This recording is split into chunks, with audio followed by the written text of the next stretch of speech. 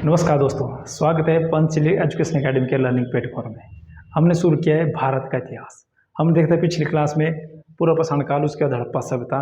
हड़प्पा सभ्यता से पहले भी भारत में उस वक्त 4 सभ्यताएं चल रही थी। इसमें चल रही थी एक चीन की सभ्यता, हड़प्पा सभ्यता, मेसोपोटामिया सभ्यता और मिस्र की सभ्यता। आज जो सभ्यता रहेगी वो रहेगी चीन की सभ्यता। जो चीन की सभ्यता है, इसका सबसे पहले जिसको एग्जाम्पल देखने को मिलता है वो है चीन की दीवार। ये जो चीन की दीवार है ये बनाई थी विदेशी आक्रमण से रोकने के लिए, लेकिन वर्तमान समय में चाइना पूरे विश्व में छाया हुआ है। देखो, एक समय में चाइना था, पूरी दुनिया से डर के रहता था चाइना, और एशिया का मरीज किसे कहा जाता था? चाइना को कहा जाता था। लेकिन वर्तमान समय में क्या हुआ है, चीन पूरे विश्व में क्या कर रहा है, अपनी प्रसिद्धि के लिए विख्यात है।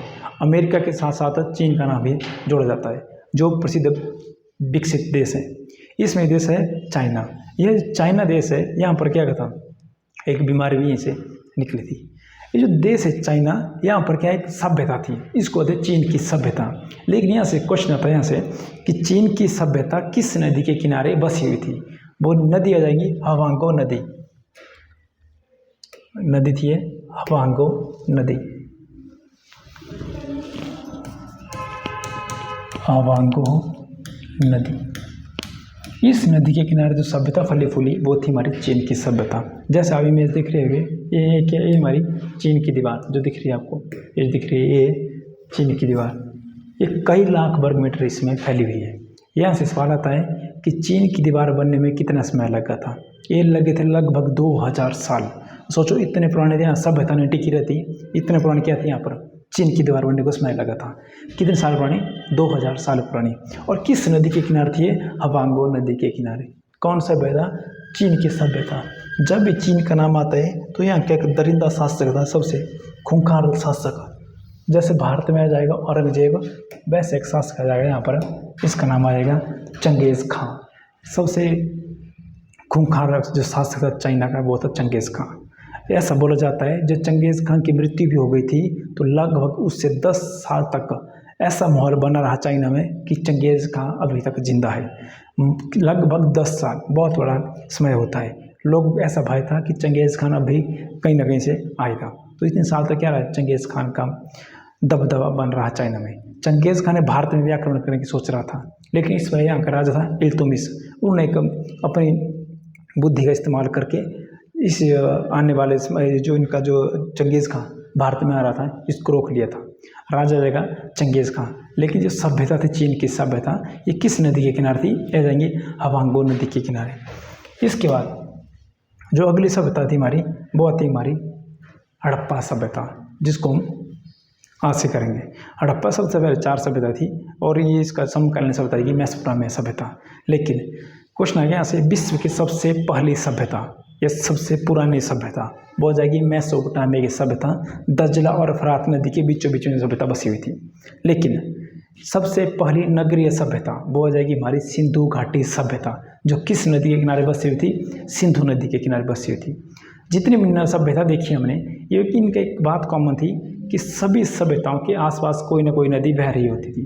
क्यों? क्योंकि जो नदियों के किनारे की जो ज़मीन होती थी वो होती उपजाऊ होती थी। जैसे हमारे यहाँ हिमाचल सबसे उपजाऊ जो घाटी आ जाएगी वो आएगी बल्ह घाटी। तो बल्ह घाटी उपजाऊ क्यों है? क्योंकि यहाँ पर एक नदी बहती है, सुकेती नदी। सुकेती नदी हर साल अपने साथ क्या करती है, ऊपर से उपजाऊ मिट्टी ले आती है और कहाँ रख देती है? बल्ह घाटी में। और जिसके कारण बल्ह घाटी क्या हो जाती है? उपजाऊ हो जाती है। क्वेश्चन आता है यहाँ से कि सबसे उपजाऊ मिट्टी कौन हो जाती है, खादर या बांगर? तो खादर मिट्टी सबसे उपजाऊ होती है। तो हर साल क्या करती है, जो नदियों के द्वारा लाई जाने वाली मिट्टी वो होती है खादर। तो इसी कारण जो उपजाऊ जमीन होती है वहाँ पर क्या करते थे, लोग रहना शुरू कर देते हैं। इसी कारण जितनी नदियाँ थी इनके किनारे सभ्यता फली फूली। तो जो हमारा भारत है वहाँ भी क्या थी, सभ्यता थी सिंधु घाटी सभ्यता। हालांकि 3 देशों में फैली हुई थी सभ्यता। देखते हैं वो 3 देश कौन कौन से थे।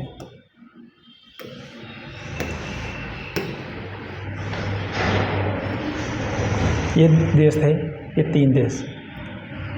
इस 3 देशों में सभ्यता फैली थी सिंधु घाटी सभ्यता। अफगानिस्तान, पाकिस्तान और भारत, इन 3 देशों में सिंधु घाटी सभ्यता का क्या था, निर्माण था। तब देखते हैं सिंधु घाटी सभ्यता अफगानिस्तान जो स्थान है वहाँ कौन कौन से स्थल मिले अफगानिस्तान में। ये अफगानिस्तान हिस्सा, तो देखते हैं अफगानिस्तान में कौन कौन से प्लेस मिले थे। इसमें मात्र 2 स्थान मिले थे अफगानिस्तान में सिंधु घाटी सभ्यता के। इंपॉर्टेंट यहाँ से बन जाते हैं क्योंकि मात्र 2 स्थान तो थे जो किस स्थान से थे, अफगानिस्तान से। एक स्थान आ जाएगा यहाँ पर सुतोगई, सुतोगई, और अगला स्थान था इसमें वो आ जाएगा मुंडी गाक, मुंडी गाक। ये 2 स्थान ऐसे थे जो कि किस सभ्यता के भाग थे, सिंधु घाटी सभ्यता के भाग थे अफगानिस्तान में। एक आ जाएगा सुतोगई, एक आ जाएगा मुंडी गाक। इसके बाद ये सभ्यता थी मैक्सिमम इसका काम पाकिस्तान में चला गया है क्योंकि देश आजाद 47 में हुआ और खोज इसकी क्या हुई थी 1921 में इसके स्थल मिलना शुरू हो गए थे। यहाँ से एक नदी निकलती है, इस नदी का नाम है सिंधु। यहाँ पर क्या एक झील है, यहाँ पर झील हो जाएगी यहाँ पर मानसरोवर, और इसी झील के साथ एक और ताल है जिसे कहते हैं राक्षस ताल। तो यहीं से नदी निकलती है सिंधु नदी। यहाँ से 3 नदी निकलती है। एक नदी आ जाएगी यहाँ जो आ जाएगी सतलुज, और एक नदी आ जाएगी ब्रह्मपुत्र। तो मानसरोवर से 3 नदी निकलती है, सिंधु, सतलुज और ब्रह्मपुत्र। लेकिन बात कर रहे हैं हम किस नदी की, सिंधु नदी की, जो निकलती कहाँ है मानसरोवर से। यहाँ से एक पर्वत है यहाँ पर कैलाश पर्वत, कैलाश पर्वत से के नीचे कौन झील बनी है, मानसरोवर। इस झील के किनारे बहुत सारे स्थल खोजे गए हैं। एक स्थल यहाँ आ जाएगा, यह जाएगा हड़प्पा, हड़प्पा। और इस स्थल के नाम पर इस घाटी का नाम भी क्या पड़ा, सभ्यता का नाम क्या पड़ा, हड़प्पा सभ्यता। एक्चुअल सभ्यता कौन है, सिंधु घाटी सभ्यता की एक भाग है हड़प्पा भी। एक्चुअल नाम क्यों पड़ा इसका, सबसे पहला स्थल खोजा गया जाने वाला स्थल इस सभ्यता वो था हड़प्पा ही, जिसकी खोज हुई थी 1921 में। दयाराम साहनी ने खोज की थी इसकी। लेकिन यहाँ की नदी बहती है, यहाँ से एक नदी, यहीं से क्वेश्चन आता है कि हड़प्पा किस नदी के किनारे है, और मैक्सिमम बच्चे करते हैं सिंधु नदी, जबकि है रावी नदी के किनारे। कौन सा स्थल, हड़प्पा। अगला स्थल देखेंगे कौन सा था, यहाँ एक स्थल था इस तरफ सिंधु नदी के किनारे, इसका नाम था मोहनजोदारो, मोहनजोदारो। ये भी किस नदी के किनारे था, सिंधु नदी के किनारे। अगला स्थल आ जाएगा यहाँ पर पाकिस्तान में चाहुंदड़ो, चाहुंदड़ो। अगला स्थल आ जाएगा यहाँ। मैक्सिमम जो स्थल थे सिंधु घाटी सभ्यता के इसी नदी के किनारे फैले हुए थे, जो कि हिमाचल प्रदेश उत्तराखंड में इसके स्थल नहीं में थे। कारण क्या था इसका, सिंधु नदी की जो हिस्सा है इस हिस्से में क्या करेंगे, सभ्यता बनेगी इस हिस्से में। तो सिर्फ इस एरिया में क्या थे, नगर बसना शुरू हो गए थे। बाकी इस हिस्से में क्या था, कोई भी नगर नहीं मिले सिंधु घाटी से। कारण इसका एक ही था, नदी के किनारे बसेंगे। जैसे मानो किस स्थान में कोई सड़क बनने जा रही हो या कोई 4 लाइन जा रहा हो, इसका कारण क्या होता है, जो नदी के सड़क के किनारे क्या था, लोग घर बनाना शुरू करते थे। तो पहले क्या था, नदी के किनारे घर बनते थे। आजकल क्या हो रहा है, सड़क के किनारे घर बनना शुरू हो जाते हैं। उसी वक्त ऐसा ट्रेंड था, लेकिन उस वक्त सड़क के स्थान पर क्या थे, नदियाँ थी। बहुत सारे स्थल यहाँ पर देखे गए थे। एक आ जाएगा हमारा यहाँ पर मोहनजोदड़ो, एक आ जाएगा हड़प्पा, चाहुंदड़ो। अगला स्थल आ जाएगा यहाँ पर डाबरकोट, डाबरकोट, जो कि किस सभ्यता का ही भाग था, ये भी सिंधु घाटी सभ्यता का। बहुत सारे यहाँ में कॉम्पिटेटिव एग्जाम में क्वेश्चन बनने के चांसेस बन रहते हैं, और हर बार यहाँ से क्वेश्चन आते हैं कि कौन सा स्थल किस नदी के किनारे था। अगला आ जाएगा यहाँ पर बालाकोट, बालाकोट, जो भी कहाँ है, पाकिस्तान में। यहाँ से क्वेश्चन आता है सिंधु घाटी सभ्यता का सबसे पश्चिमी स्थल कौन सा था, सिंधु घाटी सभ्यता का सबसे पश्चिमी स्थल कौन सा था। वो आएगा इस स्थान में, जो कि बलूचिस्तान के आसपास एरिया है। इसका नाम है सुतका गेंडोर, सुतका गेंडोर। सिंधु घाटी सभ्यता का सबसे पश्चिमी स्थान सुतका गेंडोर। अब स्थान है तो किसी न किसी नदी के किनारे होगा। इस सिंधु के किनारे ना होकर एक नदी यहाँ पर दास्क नदी, इंपॉर्टेंट स्थल है सुतका गेंडोर। नदी आ जाएगी यहाँ पर दास्क, दास्क नदी। तो दास्क नदी के किनारे खोजा जाने वाला स्थल आ जाएगा सुतका गेंडोर, जो सिंधु घाटी सभ्यता का सबसे क्या है, कौन सा स्थल है, पश्चिमी। इसके बाद आ जाता है हमारे भारत में। भारत में कौन कौन से स्थल इसके देखे गए हैं या खोजे गए हैं। मैक्सिमम इसकी खुदाई भारत के गुजरात में हुई है, और गुजरात में बहुत सारे इसके स्थल देखने को मिलते हैं अत्यधिक मात्रा में। बाकी राजस्थान में तो एक ही आएगा कालीबंगा, वैसे यहाँ पे लेकिन मैक्सिमम क्या इसी से में मैक्सिमम स्थल। इसका देखते हैं इसका उत्तरी बिंदु, ये जगह है यहाँ पर मांडा, जो चिनाब नदी के किनारे है। चिनाब नदी जो कि हिमाचल प्रदेश से निकलती है लाहौल स्पीति के सूरजताल और चंद्रताल झील से। यहाँ पर आ जाएगा सुत का गेंडोर। सुत का गेंडोर किस नदी के किनारे है? दास्क नदी के किनारे। दास्क नदी एक्चुअली क्या होता है, जो स्थल होते हैं नदी हर बार पूछे थे एग्जाम से, 4 स्थल तो याद रहने चाहिए किसी स्थान के। सिंधु घाटी सभ्यता के 4 स्थल आ जाएंगे। ऊपर आ जाएगा मांडा, इस तरफ आएगा सुत का गेंडोर। जो सुत का गेंडोर है वो किस नदी के किनारे? दास्क नदी के किनारे। और जो मांडा है जो जम्मू कश्मीर में है वो किस नदी के किनारे चल जाएगा? वो चल जाएगा चिनाब नदी के किनारे, जो कि हमारे हिमाचल प्रदेश से निकलती है। अगला जाएगा इसका एक बिंदु है यहाँ पर, यानी इसका पूर्वी भाग किस घाटी का? सिंधु घाटी सभ्यता का पश्चिमी भाग, पूर्वी भाग और उत्तरी भाग। पश्चिमी सुत का गेंडोर, उत्तरी मांडा और पूर्वी आ जाएगा आलमगीरपुर। आलमगीरपुर जो कि सिंधु घाटी सभ्यता का सबसे क्या है? पूर्वी हिस्सा है। और किस नदी के किनारे? नदी आ जाएगी हिंडन। हिंडन नदी। ये जो कि 3 दिशाएं हैं। अब आ जाएगी दक्षिण दिशा कौन सी थी? सिंधु घाटी सभ्यता का सबसे दक्षिणतम स्थान कौन सा था? वो आ जाएगा महाराष्ट्र में। ये आ जाएगा हमारा दैमाबाद। दैमाबाद। और किस नदी के किनारे? गोदावरी। गोदावरी नदी के किनारे।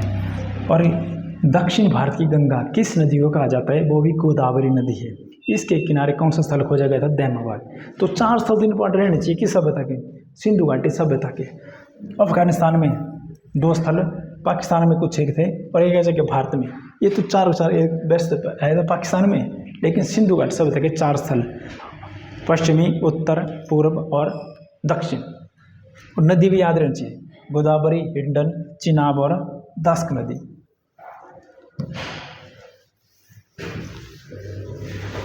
दक्षिण भारत की गंगा वो चल जाएगी हमारी नदी गोदावरी नदी। तो 4 प्लेस तो याद रहने चाहिए। एक बार यहाँ से क्वेश्चन आया था कि सिंधु घाटी सभ्यता किस आकार में फैली हुई थी? सिंधु घाटी सभ्यता किस आकार में फैली हुई थी? देखो एक हो जाएगा यहाँ पर सुत का गेंडोर, यहाँ पर था कौन सा स्थल? मांडा। और नीचे जो स्थल था वो था यहाँ पर दैमाबाद। और यहाँ उत्तर प्रदेश में आलमगीरपुर। जब इनको मिला दिया जाता है इसकी शेप आ जाती है त्रिभुजाकार। तो यहाँ से क्वेश्चन आता है कि सिंधु घाटी सभ्यता किस आकार में फैली थी? त्रिभुजा आकार में फैली थी। कौन सभ्यता? सिंधु घाटी सभ्यता। त्रिभुजा आकार।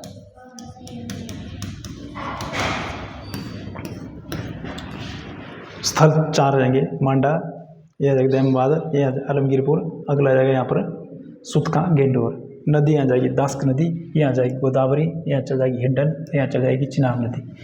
तो किस क्षेत्र में फैला था? किस आकार में? त्रिभुजा आकार में। और इस सिंधु घाटी सभ्यता का क्षेत्रफल पूछा जाता है एग्जाम में कि कितने क्षेत्रफल में ये सभ्यता फैली हुई थी? ये फैली थी 20 लाख वर्ग किलोमीटर। बहुत इंपॉर्टेंट है, कितने एरिया में फैली थी कौन सभ्यता? सिंधु घाटी सभ्यता। 20 लाख वर्ग किलोमीटर। जब आरंभ इसका हुआ था तब इसकी मात्रा 13 लाख वर्ग किलोमीटर, लेकिन वर्तमान समय में कितने पहुंच गई है? 20 लाख वर्ग किलोमीटर। और यहाँ से क्वेश्चन आता है कि सिंधु घाटी सभ्यता का सबसे बड़ा स्थल कौन सा है? पहले क्या था? मोहनजोदारो, लेकिन अब चेंज हो गया है, अब है राखीगढ़ी। 4 स्थल याद रखने हैं जो काम सीरियल वाइज कई बार आपको सेट करने के लिए पूछ जाते हैं। तो सबसे बड़ा स्थल इस सभ्यता का वो था राखीगढ़ी। उसके बाद चल जाएगा धौलावीरा, उसके बाद मोहनजोदारो और अंत में चला जाएगा हड़प्पा। तो इंपॉर्टेंट हो जाएंगे ये सारे स्थल। सबसे पहले राखीगढ़ी, धौलावीरा, मोहनजोदारो, अगला जाएगा इसमें हड़प्पा। तो ये थी हमारी आज की क्लास जिसमें हमने देखा सिंधु घाटी सभ्यता के किनारे कौन कौन से स्थल थे और कितने वर्ग किलोमीटर में फैली हुई थी। 20 लाख वर्ग किलोमीटर में। और सबसे अधिक जहाँ पर इसकी जो खोज की गई थी वो कि भारत के गुजरात में। मैक्सिमम स्थल यहीं पर मिले हैं।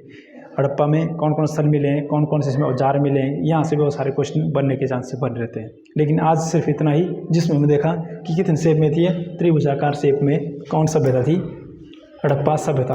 और जिसकी लिपि को आज तक नहीं पढ़ा गया वो कौन सभ्यता हो जाएगी, हड़प्पा सभ्यता। जिसकी लिपि को आज तक भी क्या पढ़ा नहीं गया है वो जाएगी हमारी हड़प्पा सभ्यता की लिपि। कई बार ऐसे क्वेश्चन आते हैं कि किस प्रकार की लिपि थी, ये थी भाव चित्रात्मक। भाव चित्रात्मक कौन सी लिपि, हड़प्पा की लिपि।